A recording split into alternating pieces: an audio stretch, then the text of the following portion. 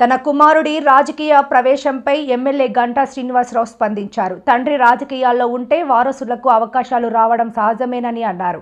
అయితే రాజకీయాల్లో ఎదగడం వ్యక్తిగత సామర్థ్యంపై ఆధారపడి ఉంటుందన్నారు. వచ్చే ఎన్నికల్లో ఎంపీగా పోటీ చేసే అంశంపై ఇప్పుడే చెప్పలేము అని తెలిపారు.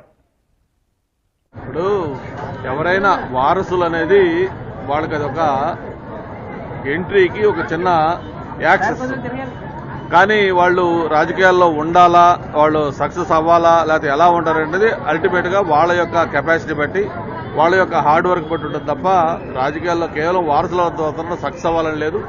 ఎందుకంటే వాళ్ళకి ఒక ఈజీ పలాని గంటా శ్రీనివాస్ గారు అబ్బాయి, లేకపోతే పలాని ఎక్స్ వాళ్ళ అబ్బాయి, పలాని ఎక్స్ వాళ్ళ అమ్మాయి అని ఒక ఎంట్రన్స్ కి ఒక ఈజీ యాక్సెస్ వస్తుంది. అంతేగాని అల్టిమేట్ గా వాళ్ళు ప్రూవ్ చేసుకోవాల్సింది వాళ్ళ ఓన్ గా వాళ్ళు ప్రూవ్ చేసుకోవాలి. వాళ్ళకి ఆ స్టామినా ఉండాలి, ఆ శక్తి ఉండాలి, ఆ హార్డ్ వర్క్ చేయాలి. అల్టిమేట్ గా డెస్టినీ కూడా కలిసి రావాలి. మళ్ళీ మీరు ఎంపీగా పోటీ చేస్తారని వార్త వస్తుంది, ఎంతవరకు అటువంటిది కాదు. నిన్న ఏదైతే మరతో అందరం కలిసి ఒక ప్రెస్ మీట్ పెట్టినప్పుడు ఎవరో మీలాంటి ఒక విలేకరు అడిగారు, ఎందుకు మీరు ఎమ్మెల్యేగా ఏమైనా వస్తారా అని చెప్పి భరత్ని అడిగితే అది చెప్పానప్పుడు ఆయన ఎమ్మెల్యేగా రావడం నాకు కుదరదు, నేను అవసరమైతే రాజకీయాలు మానేస్తాను తప్ప ఎంపీకి చేయనని చెప్పాడు. ఆ విషయంలో ఒకవేళ ఏదైనా ఈక్వేషన్ ప్రకారం మళ్ళీ ఆయన ఎమ్మెల్యేగా రావాల్సి వస్తే అప్పుడు నేను ఎంపీకి వెళ్ళడానికి సిద్ధంగా ఉన్నా అని చెప్పాం. అంతే తప్ప ఎవరు ఏమి కూడా అటువంటి మార్పులు ఆలోచనలు లేవు.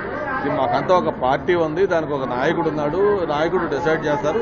ఆయన డిసైడ్ చేసిన దాని ప్రకారం అందరూ నడుచుకుంటారు. సార్, రవితేజ ఇంట్రెస్ట్ చూపిస్తే మీరు ఎంకరేజ్ చేసే అవకాశం డెఫినెట్ గా. రవితేజ కాదు, ఎవరైనా పాలిటిక్స్ లోకి వస్తామని ఇంట్రెస్ట్ చూపిస్తే మా వంతు దీనికి సపోర్ట్ గ్యారెంటీగా ఉంటుంది, ఎంకరేజ్ చేస్తాం. సార్, ఇంకోటి ప్రతిపక్షాలు విమర్శలు చేయాల్సుకున్నాయి, ప్రజా సమస్యల కోసం అసెంబ్లీకి రావట్లేదు. జగన్ కి ఏమైనా మీరు సలహా ఇస్తారు నూతన సంవత్సరంలోని? కాదు, ఈ నూతన సంవత్సరం దేవుడి సన్నిధిలో ఉన్న రాజకీయాలు వదులుకున్నాం కదా, మళ్ళీ మాట్లాడదాం.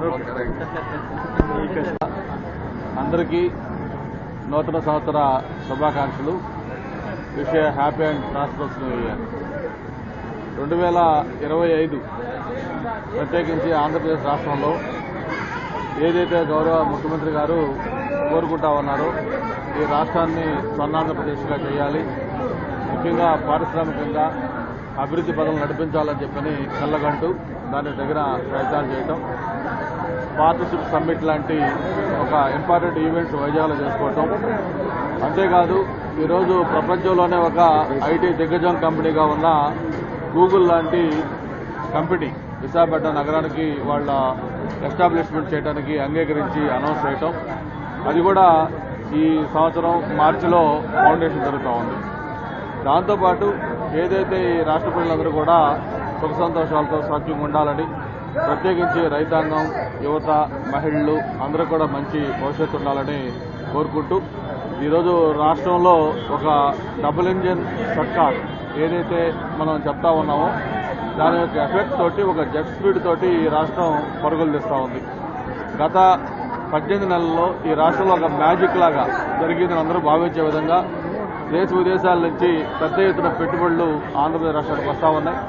యువతకి ఉపాధి లభించబోతా ఉంది, జీడీపీ కూడా బ్రహ్మాండంగా గ్రోత్ కాబోతా ఉంది. ఇంకా ఈ 2026లో మరిన్ని మంచి ఫలితాలు వచ్చే విధంగా ఈ రాష్ట్రం ముందుకెళ్లాలని కోరుకుంటూ, ప్రత్యేకించి మనందరం కూడా ఎంతో అభిమానించే ఈ సంపద వినాయక స్వామి మనందరికీ ఒక నమ్మకం, ఒక సెంటిమెంట్. ఆ స్వామి గారి దగ్గర ఈరోజు నూతన సంవత్సరంలో మొట్టమొదటిగా దర్శనం చేసుకుని కార్యక్రమాలు స్టార్ట్ చేసుకుంటున్నాం. స్వామి ఆశీస్సులు ఈ రాష్ట్రం పైన, ఈ రాష్ట్ర ప్రజలపైన, ప్రత్యేకించి అందరిపైన ఉండాలని మనస్ఫూర్తిగా కోరుకుంటా ఉన్నాం. Thank you. రూపాయికి పావలాకి ఇచ్చేస్తున్నారు ఎకరాల సరే, దానికి ఇప్పుడు నూతన సంవత్సరం దేవుడి సన్నిధిలో ఉన్నాం. ఇప్పుడు రాజకీయ విమర్శలు కౌంటర్ల కంటే కూడా అందరికీ బెస్ట్ విషెస్. సపరేట్ గా వారికి సంబంధించిన వాళ్ళ ఆలోచనలు ఏంటి, వాళ్ళు ఏ విధంగా రాష్ట్రాన్ని చేశారో అవన్నీ మనం వేరుగా మాట్లాడుకుంటే బాగుంటుంది. Okay sir, thank you.